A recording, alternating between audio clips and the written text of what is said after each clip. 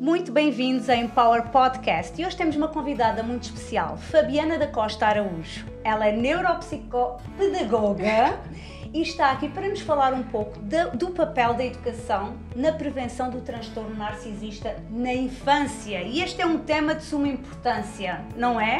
Sem dúvidas. Muito obrigada por teres aceito o nosso convite. É um prazer e vou desde já pedir que te apresentes. Ok. Obrigada, Eunice. Eu sou educadora e vou explicar um pouco o que é, na minha concepção, ser educadora. Eu trabalhei com educação infantil, com educação de pais, com educação de professores, em vários contextos, tanto dentro da escola como produzindo projetos pedagógicos. E hoje eu trabalho com psicoeducação. Eu vou explicar um pouco... Dessa diferença. Exatamente, né? Porque é confuso aqui em Portugal, quando eu falo que trabalho com neuropsicopedagogia, as pessoas não conseguem entender o que eu faço. Aqui em Portugal seria equivalente à psicologia escolar, e psicologia da aprendizagem. Normalmente, uma criança, quando me procura, é porque está com dificuldade de aprendizagem. Está com dificuldade para ler, na matemática... O desempenho escolar não corresponde à capacidade que a criança tem. Então, o que eu faço é analisar o porquê que a criança não está aprendendo e tentar ajudar a criança em todo o processo de aprendizagem. E a questão da dislexia? Consegues fazer um despiste ou tens que mandar... Aqui em Portugal, quem faz o despiste da dislexia é um pediatra, né? É um neuropsicólogo. Neuropsicólogo, exatamente. O que eu faço é, eu encaminho a criança para um profissional aqui em Portugal e depois eu faço um trabalho de psicoeducação com os pais e com a criança. Que é muito importante. Sim, porque o que acontece na maioria dos casos é que a criança chega com um diagnóstico e não sabe o que é que faz com aquilo. E os pais também não. Então, eu oriento e explico o que é dislexia, explico o que pode ser feito, até onde a criança pode ir. Eu faço esse trabalho de educação. Ok. Então, neuroeducador é um termo que utilizas mais aqui em Portugal? Não, são áreas diferentes. A neuropsicopedagogia é a junção de 3 campos: a educação, a psicologia cognitiva e a neurociências. Aí é que eu digo que a importância, né? Eu, como pedagoga, eu entendo de currículo, didática, entendo de avaliação, eu entendo de metodologia, eu entendo da estrutura do sistema educacional. Como psicóloga, na psicologia cognitiva, eu vou entender todos os processos cognitivos, a atenção, memória, funções executivas, as emoções, criatividade. E a neurociência vai me dar todo o suporte teórico para entender como é que o cérebro aprende. Como é que funciona. Exatamente. A questão da neuroplasticidade. Exatamente, porque se eu tivesse ficado só na pedagogia, eu ia entender, eu não ia entender como que a criança aprende e por que não aprende. Eu ia receber o currículo do Ministério da Educação e aplicar aquele currículo, talvez eu conseguisse trabalhar muito bem, ensinando a ler, escrever, a trabalhar o raciocínio lógico, mas eu ia ter uma certa dificuldade de compreender o que acontece quando a criança não aprende e como é que eu posso potencializar aquela aprendizagem. Então, foi por isso que eu fui intencionalmente bebendo em várias fontes. Aqui em Portugal, que casos costumas atender mais? Déficit de atenção, dislexia, dificuldades de aprendizagem? É variado, porque o que acontece? Os pais me procuram quando a criança... Normalmente, quando o professor reclama que a criança não está acompanhando, ou está tendo problema de comportamento, ou está tendo problema de aprendizagem. Então, os resultados não correspondem à expectativa. Não, então os pais realmente não sabem o que está acontecendo com aquela criança. Normalmente é uma criança que tem uma inteligência normal, mas que os pais não compreendem por que a criança não está avançando ou por que não está acompanhando o ritmo. Aí eles chegam, uma pergunta que eu acho mais difícil, fácil até explicar, eles falam assim: meu filho não aprende nada. Aí eu fico, mas como a criança não aprende? A criança sempre aprende alguma coisa, né? Existem vários estilos de aprendizagem também. E a criança sempre aprende alguma coisa. O que acontece é que a criança está com dificuldade de aprender determinadas coisas, né? E aí eu começo com um trabalho de investigação. O porquê que a criança não está aprendendo, o que está influenciando nessa não aprendizagem. E aí eu olho para a criança não só a dificuldade que a criança tem, mas eu tento compreender todo o contexto escolar e o contexto familiar. Claro. Aí aqui entra a questão da psicologia cognitiva e a neurociências também me ajuda. Muitas vezes são problemas que as crianças estão a atravessar, ou de divórcio dos pais, ou de relacionamentos abusivos. Aí é um outro trabalho difícil, porque as pessoas falam, assim, você é pedagoga, e por que você está entrando na área da psicologia? E eu sempre digo, eu não sou psicóloga, eu tenho especialização em psicologia escolar, feita aqui em Portugal, tenho uma especialização em psicologia do desenvolvimento, feita no Brasil, e psicologia da aprendizagem. Mas eu acho que quando chega uma criança dentro do meu escritório com uma dificuldade na escola, eu olho para a criança como um todo. Como um todo. Como um todo. E é óbvio que a criança, ela passa por períodos. Dificuldade com os amigos, dificuldade com os familiares, dificuldade emocionais. Então, eu olho para a criança como um todo. Então, não tem como eu olhar para a dificuldade que a criança tem na leitura e na matemática. É como um terapeuta. Primeiro tenta perceber o que é que está a acontecer. É um ser humano. É um ser humano. E eu digo muito que eu estou muito mais preocupada em formar um bom aprendiz do que um bom aluno. Eu estou muito mais preocupada com a questão humana daquela criança do que se a criança vai chegar no final do ano e vai passar ou não. Porque, para isso, a gente tem todas as medidas universais e adicionais e seletivas que a escola já propõe. Proporciona. É verdade. É verdade. Como é que a neuroeducação pode contribuir para a prevenção de perturbações de personalidade, como o transtorno narcisista? Eu vou entrar já nesta questão. Sabemos que a escola, a família, são todos agentes educativos, não é? Para a sociologia e para a psicologia, este é um tema muito focado, a primeira infância. Esse parece que é assunto de gente grande, né? Quando a gente fala transtorno de personalidade e associar isso com a infância, a pessoa pensa, não, mas isso é um assunto para depois. E eu não vejo nessa perspectiva, né? Eu acho que a criança, ela passa grande parte da vida dela no contexto escolar. Ela, normalmente, uma criança, o ensino obrigatório a partir do primeiro ano, a partir dos 6 anos, mas ninguém entra aos 6 anos. As crianças vão para a escola a partir dos 3. Né? Então, dos 3 até os 18, a criança está dentro da escola. E a personalidade dela é formada também no contexto escolar. Né? Sim, sim. Então, eu acho que a educação, que o professor também é um neuroeducador, assim como os pais. Então, eu acho que durante todo esse percurso de formação da personalidade, a criança está inserida em vários contextos. Né? Então, o papel do neuroeducador é justamente identificar sinais de alerta e servir como um castrador e não como um catalisador. É mais ou menos isso. E a questão do desenvolvimento da personalidade? Sabemos que tem uma base biológica, né? Neurobiológica.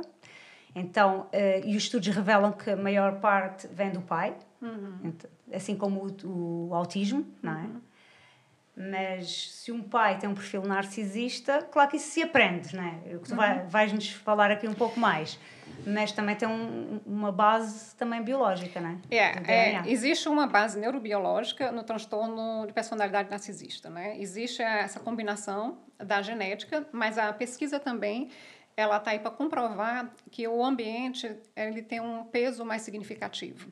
Né? Então, assim, uma criança ela pode ter traços de personalidade e ela pode ter uma herança genética, uma predisposição a desenvolver um transtorno de personalidade, sim. Mas é a experiência que vai moldar, né, essa personalidade. Claro. E tu achas que a partir dos 3, 4, 5 anos já é fácil de detectar alguns sinais? Traços de personalidade, sim. Traços de personalidade, sim. Eu acho que é difícil a pessoa, às vezes, diferenciar o que é uma atenção normal e uma necessidade de validação excessiva. Às vezes, a pessoa, para poder avaliar o que está fora do normal, precisa conhecer aquilo que está dentro da normalidade. Que é o padrão. Exatamente. Normal. E é isso que eu entro aí. Isso.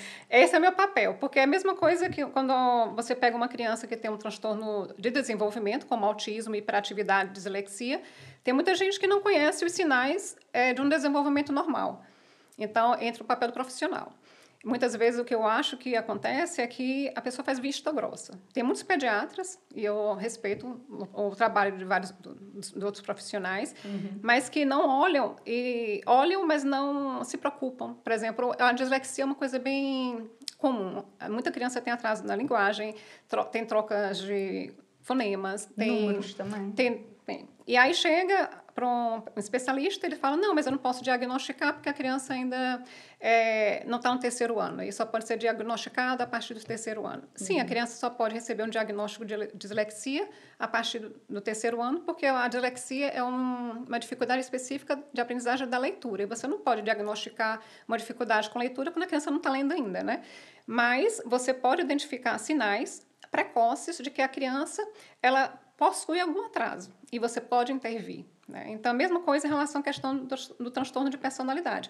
Você pode observar a criança e você pode ver que existem padrões que se repetem excessivamente, né? E aqui eu posso dar alguns exemplos. A Eunice conhece tão bem o transtorno de personalidade narcisista, e a gente pode até fazer um jogo aqui de palavras. Diga lá um traço característico de um narcisista. Manipulação.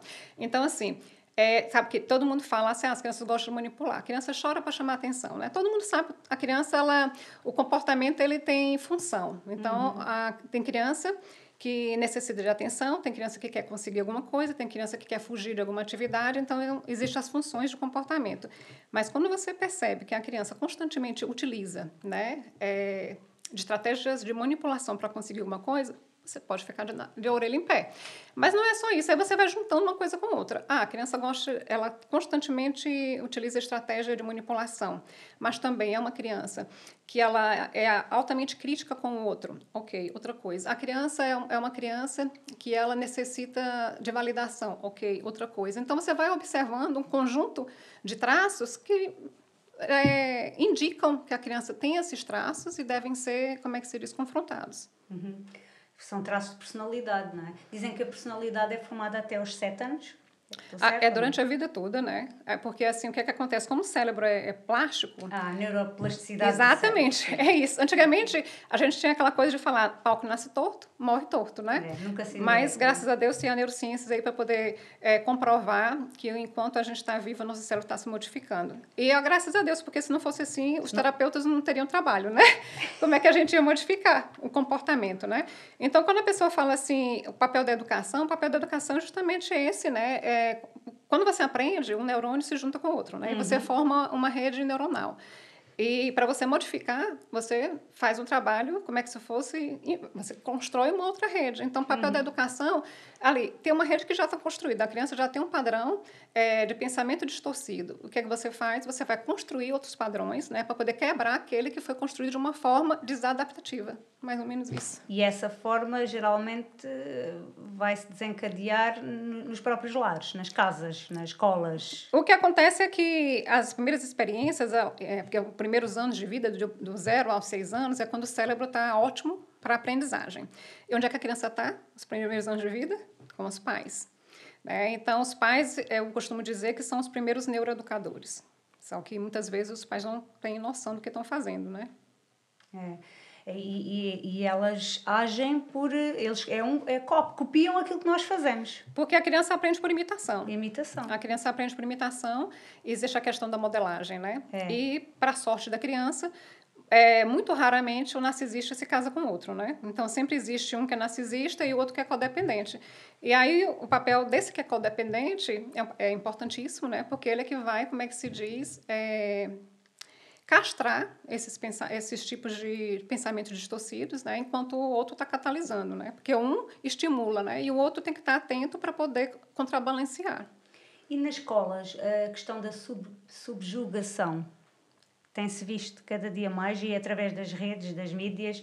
Este livro fala precisamente disso, a nova ciência do narcisismo. Agora, nos Estados Unidos, claro, há muito mais estudos que aqui. E eles fazem estudos da mídia, a utilização das redes sociais, o egocentrismo exacerbado. Começa desde cedo, as crianças já têm um telemóvel. Existe uma comparação tóxica, né, nas redes sociais. Essa vontade de você se sentir tão importante quanto o outro, né? Que eu acho que é a questão de você ter humildade. É pouco trabalhado durante a infância. As crianças, se você observar, as crianças são praticamente filhos únicos, né? E os pais, parece que eles percebe um filho de uma forma muito distorcida. Eu vejo, e até me arrepio, quando eu vejo uma mãe que tem um recém-nascido que fala: ai, o meu filho é a pessoa mais perfeita da face da terra, o meu filho é perfeito, não tem defeito nenhum, meu filho é maravilhoso. Isso é incorreto, porque ninguém é assim. Né? Você pode amar seu filho incondicionalmente, mas você tem que ter a consciência de que ele não é perfeito. O que é que estamos a transmitir àquela Essa criança? ideia de que ele é perfeito, de que ele é especial, né? Ele de vai que ele sentir toda a vida assim. Claro, que é merecedor de todas as coisas, né? Então, eu acho errado isso. E aí isso é muito comum hoje em dia. Eu acho que eu vejo isso no ambiente escolar, em todos os contextos, né? Os pais, o meu filho é o melhor no futebol, o meu filho é melhor na escola, o meu filho é o mais inteligente, o meu filho vai ter um futuro brilhante. Eu não vejo ninguém falando nada de ruim praticamente dos filhos, né? Há uma grande competitividade. Dá, muito. E muito. O que é que tu tens a dizer a este respeito? A nível de narcisismo, pode despertar ainda mais o narcisismo nas crianças. Porque se eles estão a competir para ser sempre os melhores... Eu acho que uma das coisas que, quando a gente começa a pensar o que faz uma pessoa ser narcisista, a pessoa ela não consegue se perceber, ela não consegue perceber o outro e ela não consegue interagir com o outro, né? A competitividade é complicado porque a criança ela se percebe melhor, percebe maior e se percebe especial. Como é que você vai competir com o outro? Então, para você competir com o outro, você vai ter que diminuir. Porque você não vai conseguir, né? Então, você diminui, o seu senso de humildade é muito pequeno. Aí eu acho que eu sou contra as escolas que estimulam essa competição, que valorizam muito a alta performance. Eu acho que você tem que educar a criança para a realidade, tanto para o sucesso como para o fracasso. Eu acho que você tem que estimular, a criança tem que ter uma meta de vida, a criança tem que ter objetivos, a criança tem que ter rotina. Isso é uma coisa. Outra coisa é você valorizar excessivamente a alta performance, aquela coisa de que a criança tem que ser melhor em tudo, né? Que a criança tem que ter curso de inglês, curso disso, curso daquilo, ser boa nisso, ser boa naquilo. Isso não é vida. E o que muitas vezes acontece é que eles focam muito no fazer e esquecem-se do ser, da própria identidade, quem eles são, o que é que são realmente bons a fazer, que gostam de fazer, quais são os seus talentos inatos. E focam muito no desempenho, na performance. O que você é quando você nada tem? É uma pergunta que eu gosto de fazer. Quando a gente está na vida adulta. Porque quando eu já passei dos 50, já tenho mais de meio século, e eu fico admirada com isso, porque como eu mudei de país mais de 2 vezes, eu fui para os Estados Unidos antes de vir para cá, e eu saí de Teresina, morava no Piauí, no Brasil, e no Brasil eu tinha um sobrenome de peso. Quando eu cheguei nos Estados Unidos, ninguém sabia quem era Costa Araújo. Né? Então, assim, toda a minha carreira profissional que eu construí no Brasil e todo o meu sobrenome, nos Estados Unidos não teve valor nenhum. E quando eu cheguei lá, eu fiquei pensando, o que eu sou quando nada me resta? Uau! Né? Grande pergunta. É uma pergunta. É boa para refletirmos. Então, é a mesma coisa que eu falo em relação à questão da educação do caráter, que eu acho que é o que... Se você me perguntar qual estratégia você utilizaria para poder contrabalancear, né, toda essa educação narcisista? A educação do caráter. Porque o que é caráter para mim? O caráter é aquilo que você é quando ninguém está olhando. Né? Ninguém está vendo. Quando ninguém está vendo. É aquilo que você é. Né? Só que hoje em dia ninguém dá muita importância para isso. Né? Então, você é aquilo que você aparenta ser. E o narcisista, ele nunca demonstra aquilo que ele é. É muito camuflado. Que na infância nós não podemos, né? Não há diagnóstico para a infância, não é? Não, a criança não tem. Na verdade, a criança está construindo a identidade dela, ela não tem noção de que aquela identidade que ela está construindo é uma identidade falsa. Não tem, é aquilo que ela conhece, né? Então, é isso que o papel de quem já cresceu, de quem já amadureceu, de quem já tem uma personalidade, né, constituída, é o papel de quem é saudável, intervir, ajudar. Então, falámos aqui de alguns sinais na primeira infância que podem indicar uma certa vulnerabilidade no desenvolvimento desses traços, que os pais devem estar atentos, não é? Tais como eu sou melhor que o outro, uma falta de empatia com o próximo. Aí, assim, a pessoa fala assim, mas como é que eu vou saber? Aquela criança que está constantemente, eu falo assim, não, como é que você vai conciliar isso com a educação? Eu sempre vou puxar aqui para a minha Sim, área, sim, né? Como é que eu consigo identificar que uma criança ela está desenvolvendo traços, né, narcisistas? A criança chega com reclamação que o professor é injusto, que a tarefa é injusta. E é sempre com eles, nunca é com os outros. Nunca é com os outros. Sempre aconteceu alguma coisa que atrapalhou aquilo que ela estava fazendo. Nunca toma responsabilidade por nada. Né? Então, eu sempre fico atenta a isso. Aquela criança que não consegue se colocar no lugar do outro. Então, o pai deve estar atento em relação a isso, porque não é um comportamento normal. Será que o pai não é assim também, em relação muitas vezes. à sua profissão? Muitas vezes o pai até estimula esse tipo de pensamento, esse tipo de comportamento, porque o narcisista ele se vê, né? Ele vê o filho como continuação dele mesmo. Então, o narcisista não vai falar para a criança que ele não deve ser assim, ele vai estimular. Eu conheço pais, eu vou falar alguma coisa boa, não é? Que dizem, não quer fofoca aqui em casa, porque aquilo que eles vão ver em casa, eles vão reproduzir lá fora, no seu cotidiano. E aqui também passa um pouco por isso, não é? Sim. Aí é o que eu digo que é a educação do caráter, né? Educação do caráter. É aquela coisa de que a gente não cria o filho para a gente, né? A gente cria um filho para viver com outros. Então, a gente tem que pensar, eu estou desenvolvendo, eu estou criando o meu filho para ser o melhor ser humano possível ou não? Porque, às vezes, a gente foca muito na questão se o meu filho vai ser um bom profissional ou não. A gente não está tão preocupado se ele vai saber se relacionar bem com o outro, se vai saber ser um bom filho, um bom pai, uma boa esposa, um bom marido. Então, todas essas questões das virtudes, né, do caráter, às vezes ficam esquecidas. A gente quer que tenha nota boa. E é uma coisa que me incomoda muito quando eu pergunto para alguma pessoa, para um amigo, para um conhecido, como é que está seu filho? A primeira coisa que fala, tira muitas notas boas. O meu filho é o primeiro da sala de aula. Me irrita. Eu não quero saber das notas. Eu não quero saber se é o melhor da turma. Eu quero saber como é que está o seu filho. O que é ele além da escola? Né? E hoje em dia parece que a gente esquece que a criança é muito mais do que um aluno.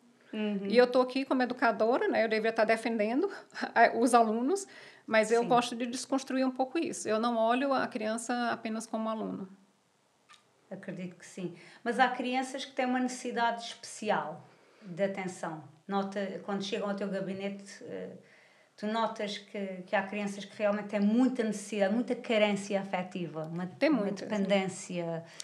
Tem criança que parece que chega com um vazio, né? Que precisa ser preenchido. A carência pode ser de várias coisas, né? Tem criança que é carente de atenção, de tempo, e é normal, né? De reconhecimento. Tem criança, eu acho engraçado, eu até anoto essas coisas às vezes, porque é isso que me estimula a continuar na minha profissão. Esses dias antes de vir para cá, eu estava pensando, eu vou para o meu caderninho, assim, o que é que me motiva, né? Qual é o meu propósito? E eu estava vendo lá uma criança que anotou num papel dizendo assim, o meu pai só gosta de mim quando eu tiro notas boas, né? Então, aquilo corta meu coração. Aí chegou outro falando assim, eu não presto para nada, porque eu não consigo ser tão bom quanto os outros. Então, isso também é carência, né? É carência, a criança não tem a noção de que vale alguma coisa, né? Além daquilo que ele consegue.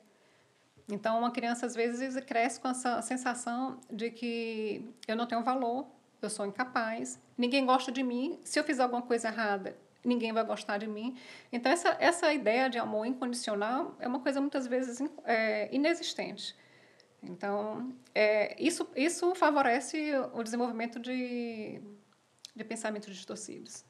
Sim, e talvez abusivos também, não é? Porque eles sentem essa carência quando tiveram um relacionamento sério ou não isso é comum demais entre os narcisistas, porque normalmente um narcisista ele também veio de uma família com padrões distorcidos. Disfuncional. Distorcidos, e essa questão do apego, né, a teoria do apego, um vínculo que não foi estabelecido, uma atenção que a criança não teve, negligência, ou seja, traumas gerados traumas, na infância. Negligência.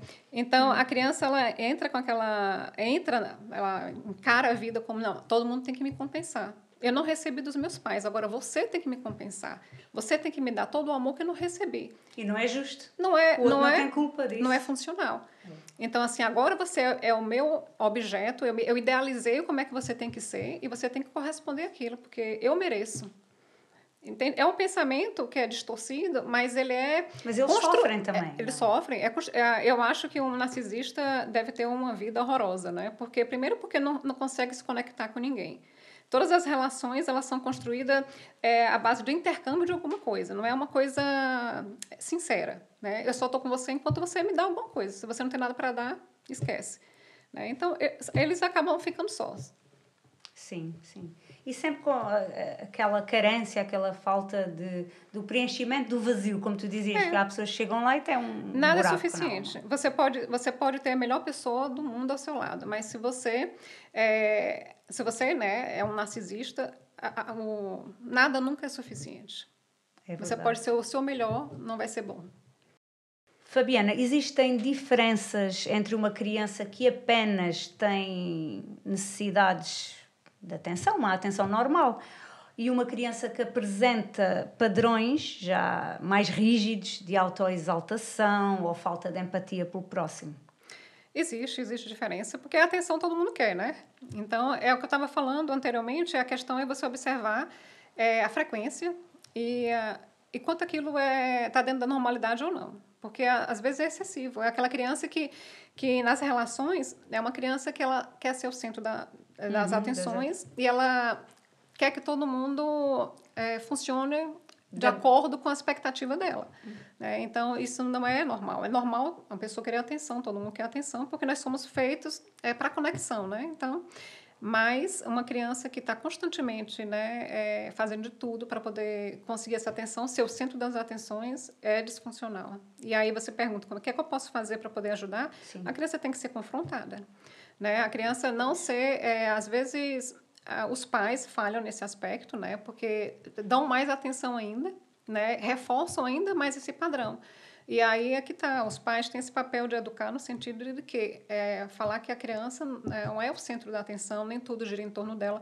Mas hoje em dia é difícil isso, porque tem família que gira em torno da criança. É a criança que decide o que vai comer, o cardápio da semana, se vão de férias para ali ou não. Se senta aqui, se não senta ali. Eu acho engraçado porque às vezes a mãe vai perguntar, vou perguntar para fulano de tal o que é que ele quer comer hoje para o jantar. Você está colocando a criança numa posição que não é dela. Né? Então, você está dando uma função para a criança que é uma função dos pais. É a criança que decide para onde é que vai, o restaurante que quer comer, qual é o cardápio, qual vai ser, em que lugar vai passar as férias. Eu já ouvi pais que me disseram que questionaram o filho se deviam aceitar aquele trabalho ou não. Ou seja, é uma inversão de papéis, é uma inversão de valores. A criança não tem nem capacidade para poder decidir. Aí é que está, porque a criança, você fala sobre desenvolvimento cerebral, a criança não tem o cérebro desenvolvido ainda para pensar dessa forma. Né? Claro. Nem para pagar contas, não tem. Não sabe como é que vai... É passar para a criança uma responsabilidade que ela não está preparada. Né? Só que os pais fazem muito isso. Os pais eles têm medo de frustrar as crianças. Aí você fala, como é que você educa uma criança frustrando? Aí você pergunta assim, como é que você ensina uma criança a se autorregular e a aprender a lidar com a frustração? Frustrando. Porque você não é teoria, é prática. A criança só vai aprender a lidar com a frustração se ela for frustrada. Porque não adianta você ler um livro para ela sobre educação emocional, que hoje tem, em todo lugar tem. Você lê um livro sobre educação emocional e você proteger o seu filho de uma forma que ele não vive situações, ele vai ter que aprender a lidar com isso. Né? Você quer uma criança resiliente, mas você não deixa a criança fazer nada. Como é que a criança vai cometer um erro e vai ter capacidade de consertar se é uma criança podada protegida. Podada de todas as possibilidades? Não tem como. E o contrário também já apareceu em gabinete. Quando vais trabalhando com eles, verificas que o filho é vítima de um pai ou de uma mãe narcisista e que o próprio filho também tem que saber dizer não quando há aquela manipulação e aqueles jogos psicológicos. O que acontece, que eu vejo na maioria das vezes, que são essas crianças que elas não desenvolvem esses traços narcisistas, né? Elas desenvolvem outras questões, como sentimento de culpa. Dependência emocional, talvez, né? Dependência emocional é o mais comum. É o mais comum. Por quê? Porque é uma criança que as suas emoções não são validadas. Ela se sacrifica, ela subjuga aquilo que ela pensa, aquilo que ela sente. Então, ela cresce achando que se ela confrontar, ela vai perder, ela não vai ser amada, ela vai ser rejeitada. Então, normalmente, essas crianças, quando não desenvolvem traços narcisistas, elas desenvolvem um padrão de dependência emocional. Que pode levar muitas vezes a depressão. Autoestima muito baixa, não tem autoconfiança, normalmente ela entra em relacionamentos tóxicos. Sempre. É o que eu tenho visto mais na vida adulta. Muito. A criança, o que eu vejo, a criança, ela chega totalmente, não é destruída, mas é uma criança que ela não tem voz. Uma criança que não tem voz, que ela não consegue... Normalmente as crianças, elas falam o que vem na cabeça, né? Mas uma criança que está dentro de que ela tem um pai ou uma mãe narcisista, é uma criança que parece que perde o brilho, né? Aquela criança que ela está apática. Ela não fala o que pensa, ela não tem coragem de tomar nenhuma decisão, ela não tem nem liberdade para escolher a roupa que quer vestir. Tem medo, ela quer se encaixar, ela quer ser aceita, ela não quer desagradar, né? Ela tem medo. Ou seja, vive em função do outro, tudo é para o outro, nem pensa assim, será que isto vai ser bom para mim? Não digo uma criança, mas um adolescente já tem... Né? E aí, é outra questão, é um problema querendo o outro, né? Porque é uma criança que ela não vai se responsabilizar pelas decisões que faz, então ela vai sempre procurar alguém que tome decisão por ela. Porque tomar decisão custa caro, né? Então, assim... E o abusador anda à procura dessas vítimas. Ótimo. É mesmo. É um prato cheio. Exatamente, Por quê? Porque quando as coisas correm mal, você bota a culpa no outro, né? Então, não há autorresponsabilidade. Não tem. É muito complicado esta questão da vulnerabilidade nas crianças que vivem em meios nocivos, né? Abusivos, com pais narcisistas. E tens aqui algumas dicas para deixar para os nossos ouvintes. Quando virem alguns sinais precoces na infância dos filhos ou mesmo na adolescência, o que é que devem fazer? Já mencionaste aqui que deve-se... dentro da família. Não, dentro da família existe sempre aquele, né, que consegue perceber o que está se passando. É muito raro, normalmente um casal, se o pai é narcisista ou a mãe é narcisista, o parceiro consegue perceber, né, e aí tem que intervir, tem que ajudar a criança.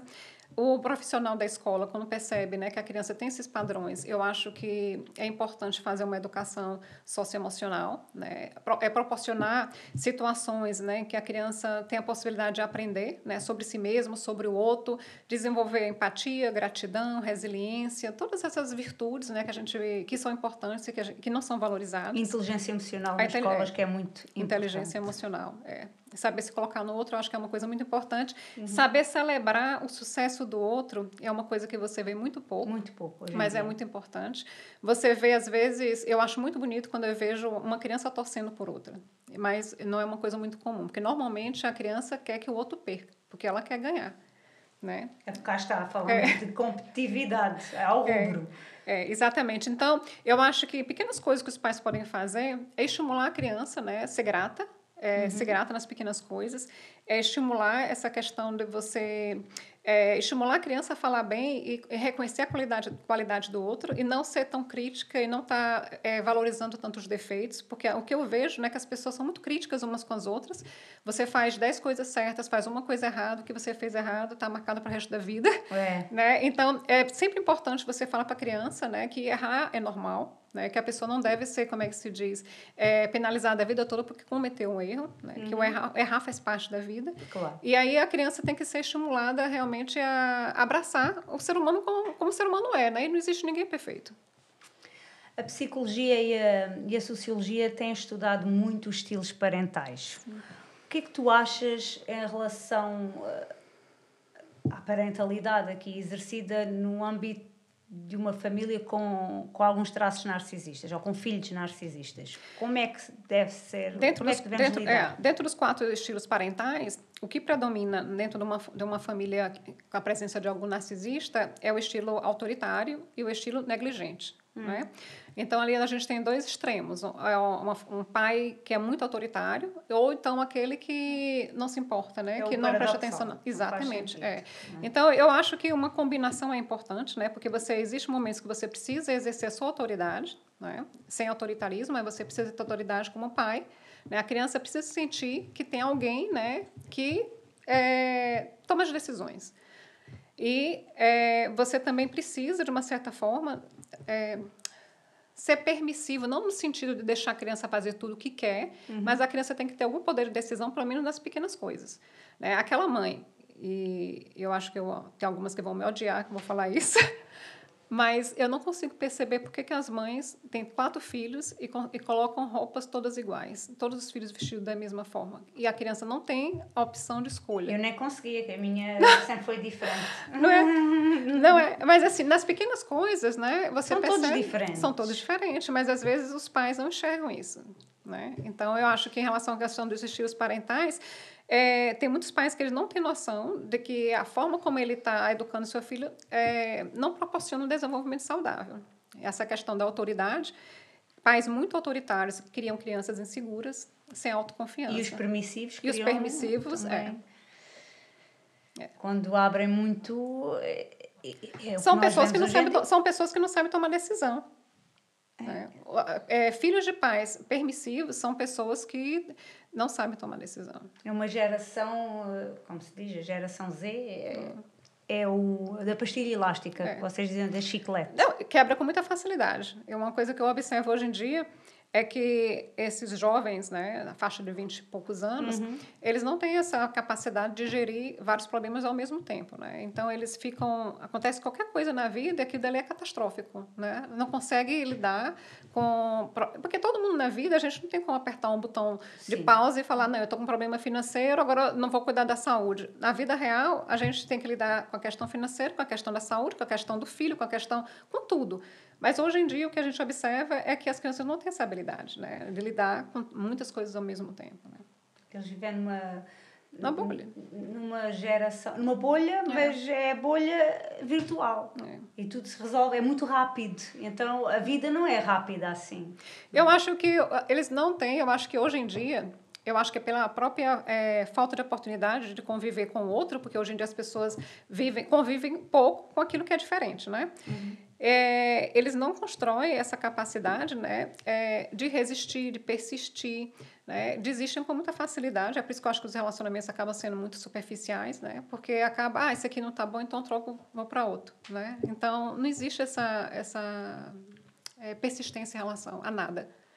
A nada. Porque se eu quero fazer medicina, mas eu tenho que estudar porque eu tenho que ter nota boa, aí não vou estudar. Então, eu vou fazer um curso que minha nota baixa, né, seja capaz. Mas eu não estou disposto a passar pelo processo de estudar mais e de me dedicar mais. Eu vou pelo caminho mais fácil. E eu acho que hoje em dia as pessoas estão procurando atalhos. Mesmo os pais, achas que não estão a incentivar os filhos para ser perseverantes, resilientes?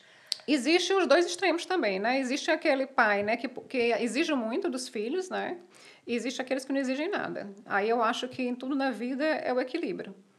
É o equilíbrio. E o pai narcisista tende a ser mais mostrador. Mais porque ele é muito... A imagem tem muita importância, né? O status tem muito importante. Então, o pai narcisista, ele quer... Como ele se vê no filho, ele quer que o filho seja o melhor, que seja bem-sucedido, né? Ou então, o contrário, né? Ou então, por exemplo, depende... É a diferença, né? Tem a diferença da mãe narcisista e do pai narcisista. Né? A mãe narcisista, se ela tem 3 filhos, tem um que é preferido, tem um que é invisível e tem um que é o bode expiatório, né? Então, dependendo do que calhar para você, né? Que mensagem gostarias, Fabiana, de deixar aqui aos pais educadores sobre o papel da neuroeducação na construção das personalidades emocionalmente saudáveis? Porque é isso que nós buscamos, não é? É verdade. Eu acho que hoje em dia a gente compreende, né, que com a neuroeducação, com a neurociência, é que o cérebro ele é modificável. E por mais que uma criança ou qualquer outra pessoa tenha uma predisposição genética para qualquer tipo de transtorno, uma intervenção ela tem a possibilidade de modificar, né? A gente modifica a forma de pensar, a gente modifica a forma de se comportar. Então, a mensagem que eu digo é que a gente tem que se conhecer, e a gente tem que conhecer o outro, né? Não tem como a gente viver numa bolha.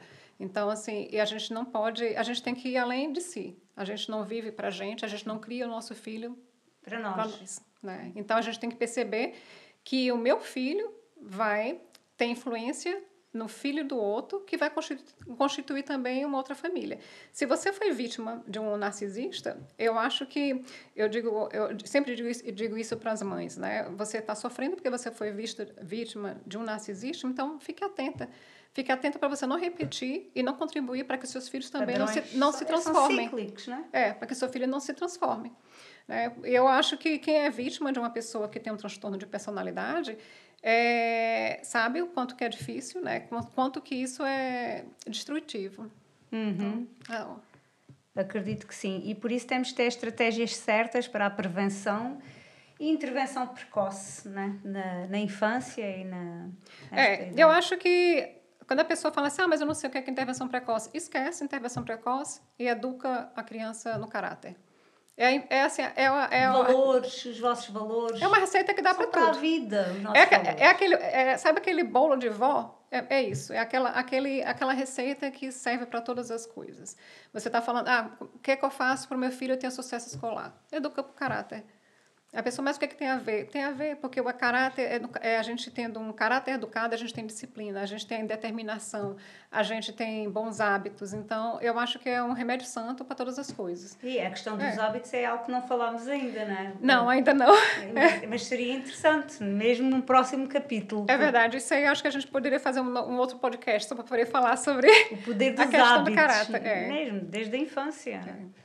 Nós vemos isso em países nórdicos. Isso faz a diferença. Isso faz uma diferença tremenda. Eu vejo...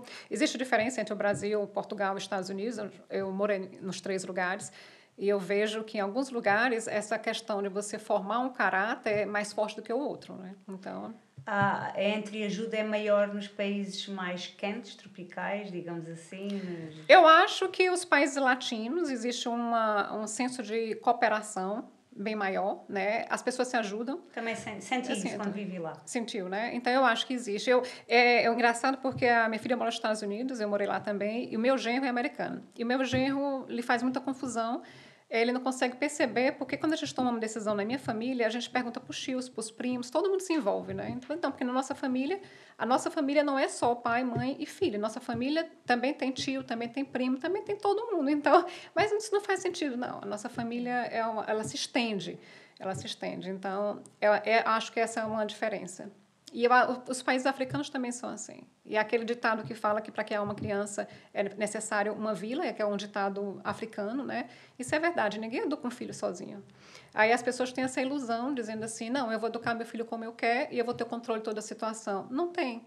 A criança está na escola, a criança está na rede social, a criança está com o filho do outro. Claro, agentes de socialização não são só os pais, não é só a família. A criança, ela absorve, eu digo que a criança ela aprende o tempo todo em todos os lugares. Sim. Mas aí você não tem controle do que a criança está vendo, está ouvindo, o que a criança está assimilando. Você não tem como controlar isso. O que você pode fazer? As redes sociais têm um grande peso. Tem um grande peso. Então, o que você pode fazer? Eu digo, se você educar bem o caráter de seu filho, você fica tranquilo. É como você tivesse a certeza de que você tem uma boa semente. Independente do terreno que ela vai cair, ela vai florescer. Então, eu acho que investir no caráter e nas virtudes, eu acho que é uma boa solução.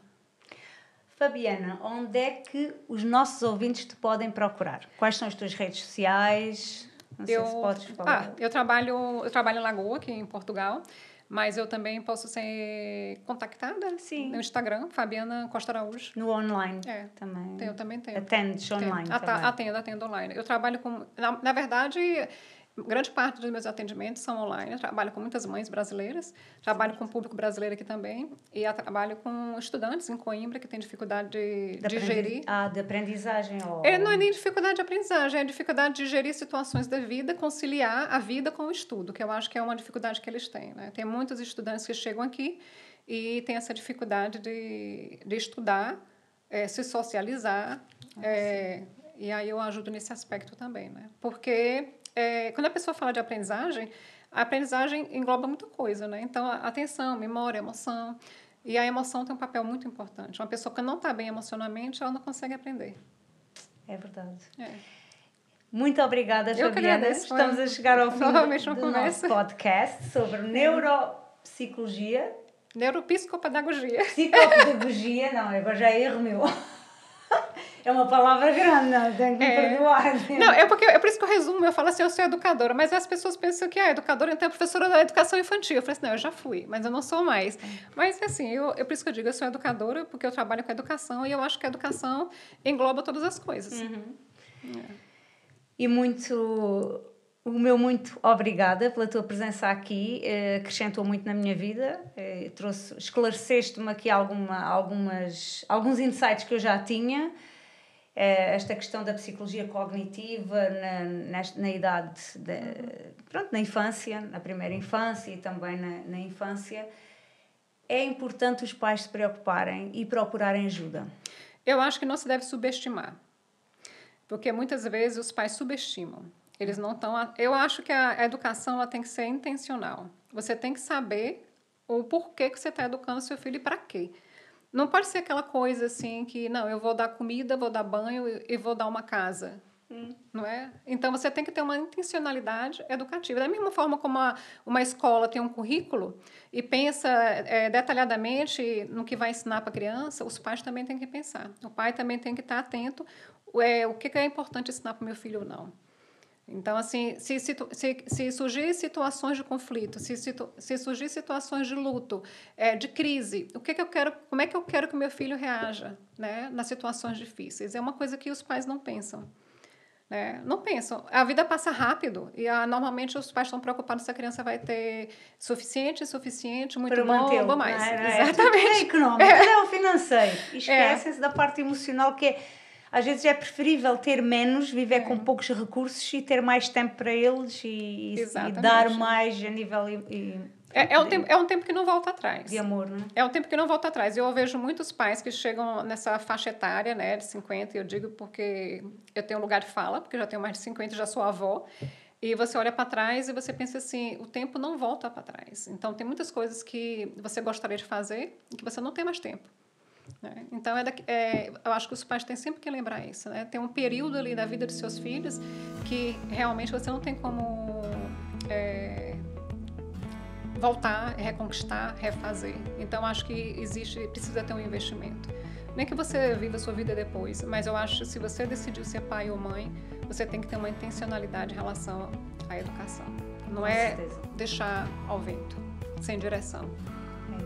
Muito obrigada, Fabiana, e um bem-aja a todos. Obrigada.